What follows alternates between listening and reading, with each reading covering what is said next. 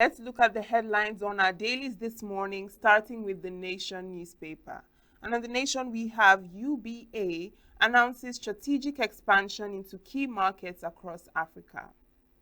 Shetima visits ailing Buhari Abdulsalami in London. I am not in race for APC chair, says Akumi. Senate removes Natasha as committee on diaspora chair. All right, we have visa restriction. Federal government rejects United States claim on reciprocity. With riders, president didn't stop 5-year visa for Americans. Nigeria won't accept Venezuelan criminal deportees. All right, we have Opebolo, Supreme Court verdict victory for Edo. Obaseki Igodalo kick. Mustafa gets knocks for downplaying Tinubu's role in Buhari's 2015 triumph. Garba Shehu, no need for bickering. President supports vital. And finally, on the Nation newspaper, we have Tinubu hails commitment of Niger Delta youths, women to development. That is on page 6. And we're done with the Nation newspaper. Over to the Nigerian Tribune.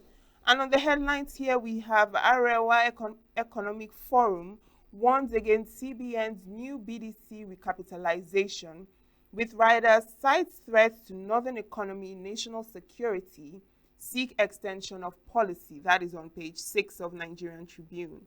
Moving on, UBA announces strategic expansion into markets across Africa.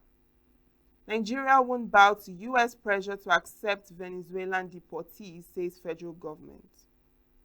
All right, how Adoke others stops Jonathan from removing me as governor, says Shetima.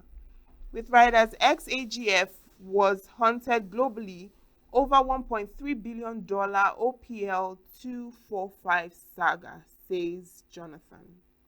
I have forgiven everyone behind my ordeal, Adoke. That is on page 2. We have Akpabio removes Natasha as diaspora committee chair, appoints a Akwa Ibom senator in her place. NNPCL must account for 210 trillion naira, Senate insists. Right, flood may unleash toxic chemical, poses risk to elderly ecosystem, UN warns. That is on page 22. Supreme Court affirms Opebolo as Edo governor. That is on page 4. All right, moving on to the Guardian newspaper. On the Guardian, we have INEC deploys online party registration portal as applications hit 129. FG shrugs off U.S. pressure to accept foreign prisoners, deportees. 210 trillion naira probe, Senate berates NNPCL boss for defiance, issues ultimatum. And on the big story pages 4 and 5, we have elderly care, emerging boom in home services, costly substitute for ailing hospitals. Security operatives killed, others missing in fresh Benue attack. All right, ECOWAS court rejects bid to overturn $10,000 judgment against Nigeria. Lagos LG polls, APC opposition parties bicker over exercise. All right, Igodalo accepts Supreme Court verdict, decries robbery, betrayal of Edo people's trust. And finally, on the Guardian newspaper, ADC coalition faces uphill task to unseat Tinubu, says presidency Bode George. And now to the Daily Trust newspaper. We have military airstrikes kill many terrorists in Zamfara, Kebbi. Amidst high electricity costs, varsities' health facilities yet to get subsidy. Shetima visits Buhari in London. LG funds, after 1 year, nothing has changed. Councils receive 3.408 trillion naira through state governments in 11 months. Bandits abduct palace administrators, burn houses in Plateau community. FCTA arrests 210 beggars in Abuja. And now to the Punch newspaper. On the Punch, we have Buhari government went off after my allies post 2015 election, says Jonathan. NNPC refineries may never work again, says Dangote. That is on page 23. Corrupt politicians using crypto wallets to launder money, says EFCC chair. Autonomy standoff, governors get 4.5 trillion naira LG funds 1 year after Supreme Court ruling.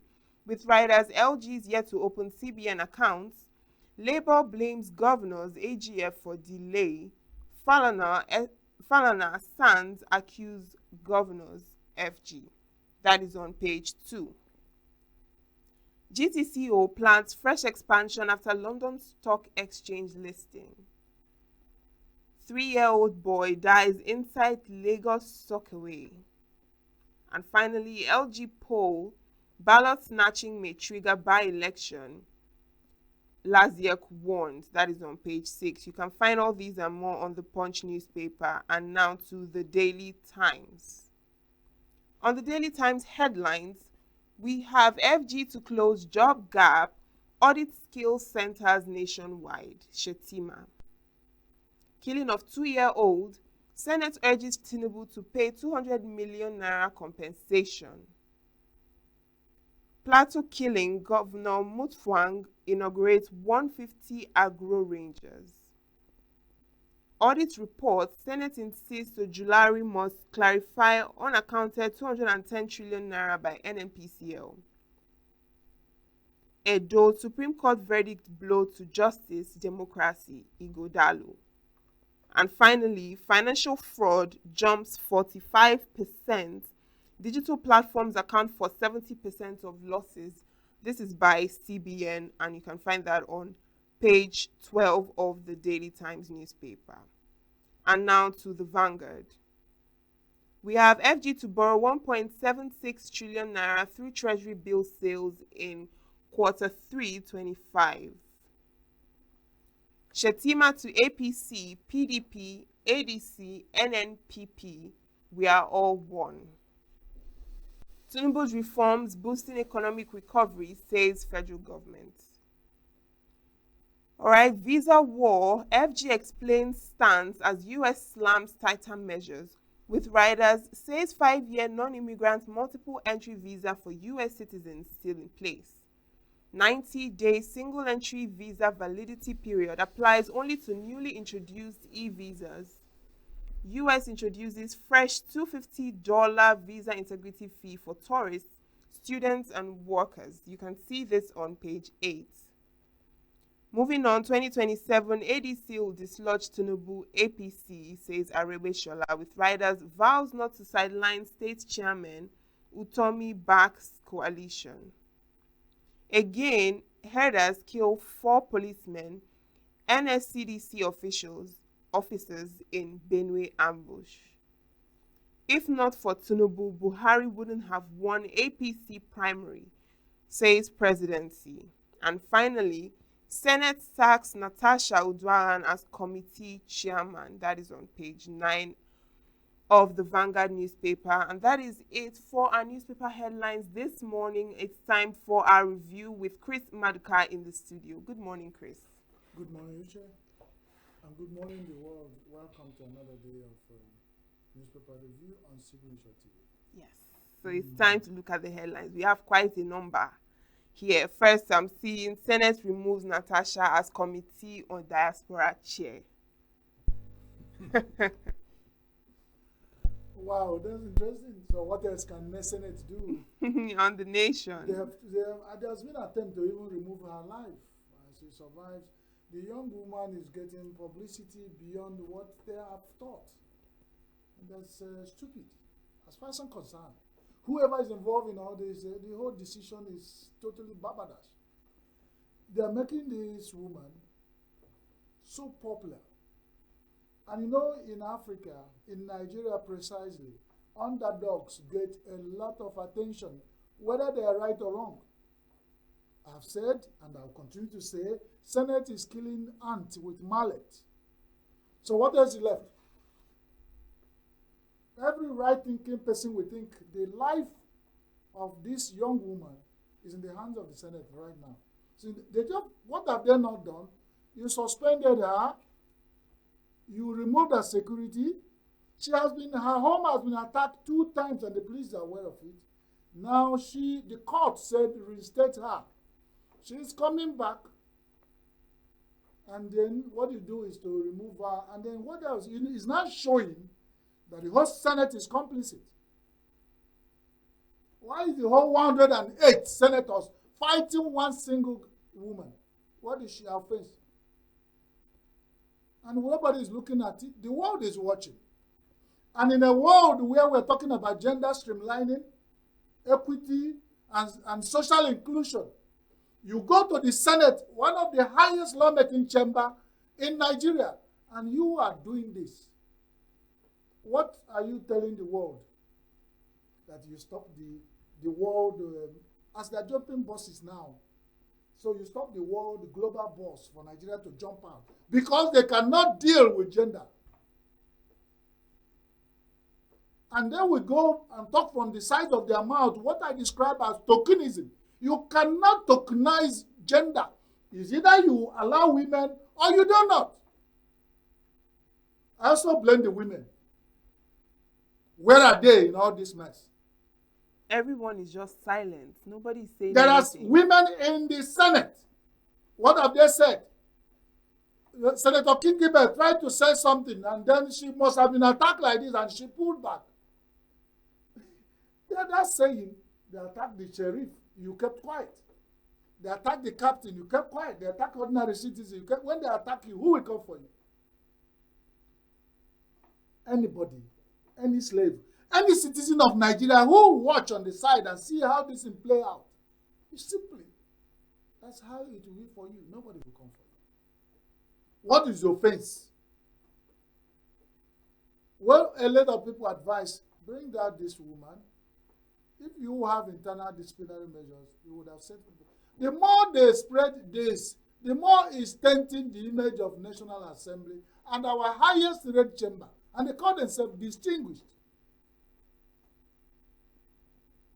I also appreciate that. Probably, where are the distinguished senators among? Because nobody thinks that all of them are distinguished. So if they cannot separate the distinguished senators among the undistinguished, they all, one bad apple will spoil the law. So we are talking about National Assembly, the Senate of the Federal Republic of Nigeria, with all their power, all they are dealing with Natasha. It's shameful. Nothing has come out of Senate since last 6 months except Natasha. So now they have removed her position as chairman. Well, let's see what else they will remove. But they know that if anything happened to Natasha, or if I were her, I would just do. And then the Senate should come. Since they're using Senate, they are not using individuals' name there again. If anything happened to this woman, the Senate of Federal Republic of Nigeria should answer to the constituency that sent her. She is not there alone, but they are dealing with her as if it's just a pick and drop. Somebody walked into the Senate. All of them at National Assembly, the Senate came there the same way Senator Natasha Fabio came. What did I say? Natasha Odua. Natasha Odua came there. That's it. So, no senator all right. Is it the animal farm? So, in the Senate of Federal Republic of Nigeria, some senators are more equal than the other. It will play out. It will touch every one of them that have kept quiet. It will go around like that. And the Senate has been, they rub them oil and put them in their stomach. They can't speak again. Good luck. All right, moving on. Let's look at this issue of visa restriction. Federal government rejects U.S. claim on reciprocity. Now, apparently, presidency is saying that it did not stop the 5-year visa for Americans. And it's also as if U.S. is pressurizing Nigeria to accept Venezuelan deportees. So, a lot is going on. The visa restriction coming from Still US. On the nation, yes. Yes, visa restriction coming from US. This is not visa restriction for US. It's not ADC versus APC. It's not when APC talk. This is a country of its own that is putting their visa regulation and the law. You don't need to respond. The reciprocity is a law of reciprocity. Deal with me the way I deal with you. If Nigeria feels offended, let them go back. But remember I said yesterday, Nigeria remains one of the most difficult countries to obtain visa to come. Whether it's in the fee. Now they've even said for a student to go and get visa, which is $250, times it by 1,700 naira. Tell me how many millions of naira that is, that somebody must go to get visa. You have not talked about the visa requirement. How much you will have in your account before they give you visa to go as a student. That is only what you pay. You across the counter, you drop that money and you could get visa. Is that not telling you? So when we are making everything difficult, when our money cannot buy anything, you can't even buy tourist visa.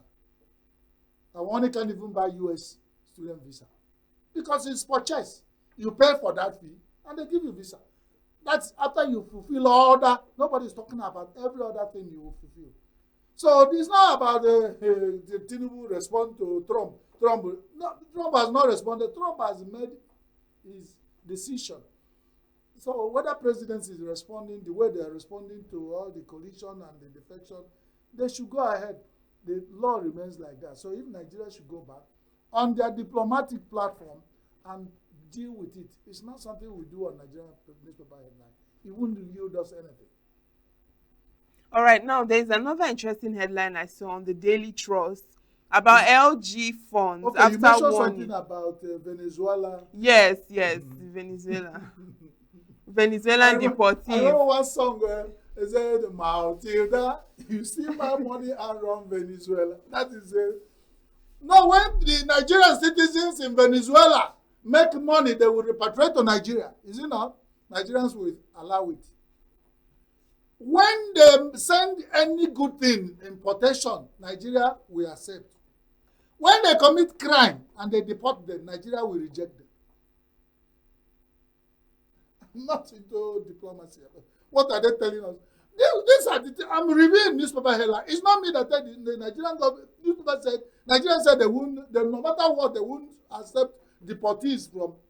Now the question people ask: are those people Nigerians? Are they holding Nigerian passport? Were they proving biodata profiling to show these are Nigerian citizens?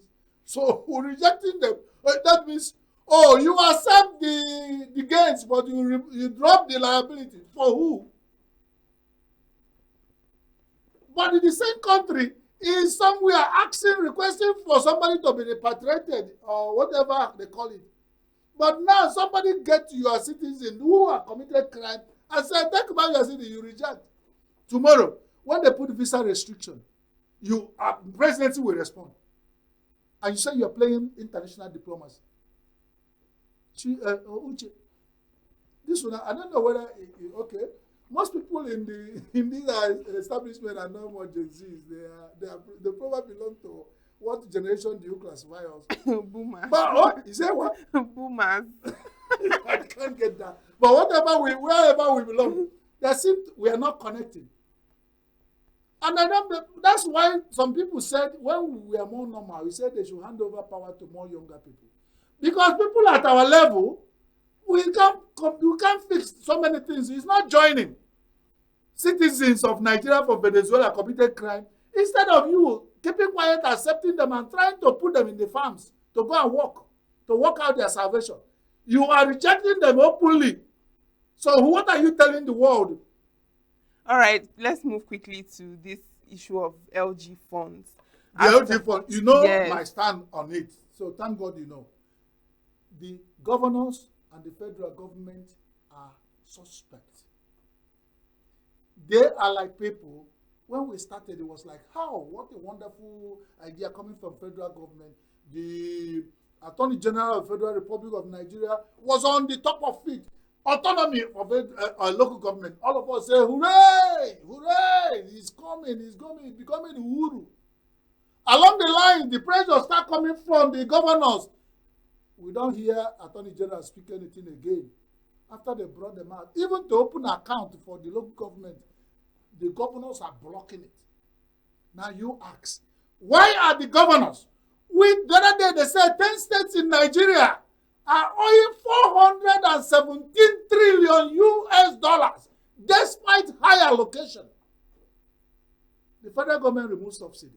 And evidently, the governors kept quiet because they now get more money from the federal government. When citizens are talking, nobody remembers the governors. Now, when they say autonomy for local government, they want to chop Mmemi and chop Mpiopio. They will chop the capital. They chop. Which kind of greediness? The fund of autonomy of LGA would have gotten us more. They said dividend of democracy nearer to the grassroots. They haven't even been able to open accounts in the That CBN, is it. The governors look at the amount. Look at the amount of the state government that are in the post. They say it's 3.408 trillion naira. Can you imagine what that means? How many local government do we have in Nigeria? Is it okay? Is it 774? Yes, 700. Now, if they share this money, you will imagine the circle it will bring closer to the people. The state governors are behaving like our National Assembly people and all the people in federal establishment who have cocooned themselves in Abuja. All the state capitals are also safe, more than. But go to the exteriors, the villages, you see suffering of Nigeria. And it has not touched their heart. They want to seize this money so that they will want everybody to answer, yes, sir, yes, sir, yes, sir. They want to, nothing they're thinking about remaining in that power as they got there. After all, if the local government perform and you understand how to use it, then still credit comes to you as governor. But you want to control all that money and keep everybody under you. When you wake up and cough, everybody says, yes, sir, governor. But I've told them, you can't eat your cake and have it. Any goat that is lying on the ground is lying on his skin.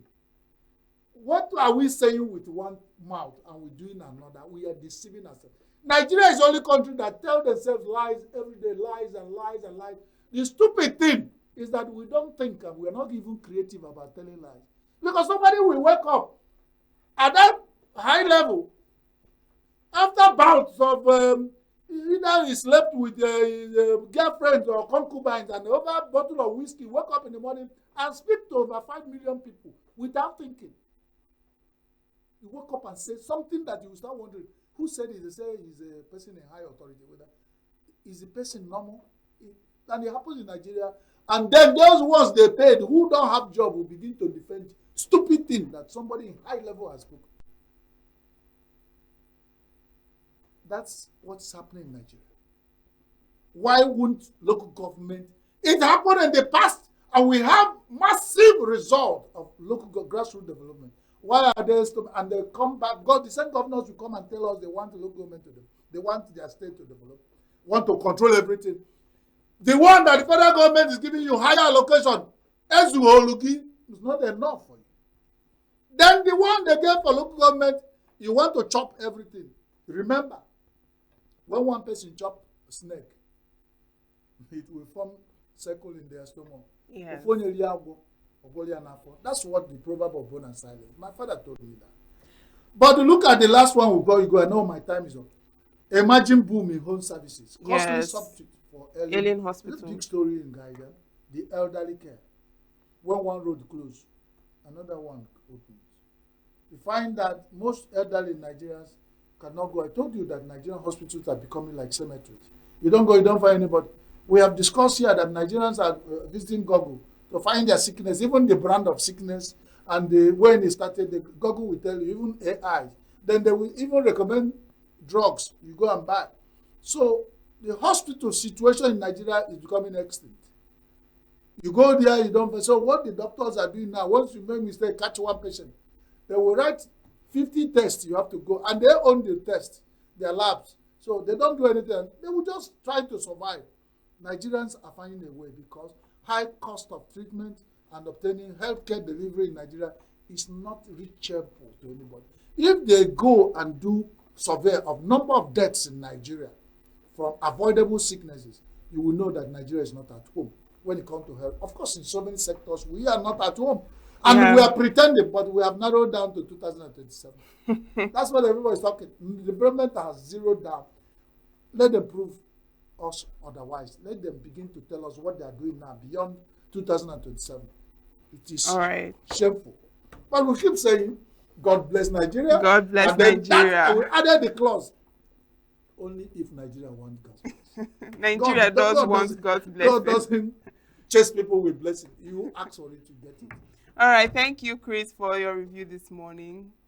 And make sure to stay tuned. The morning show still has a lot in store for you, so keep watching.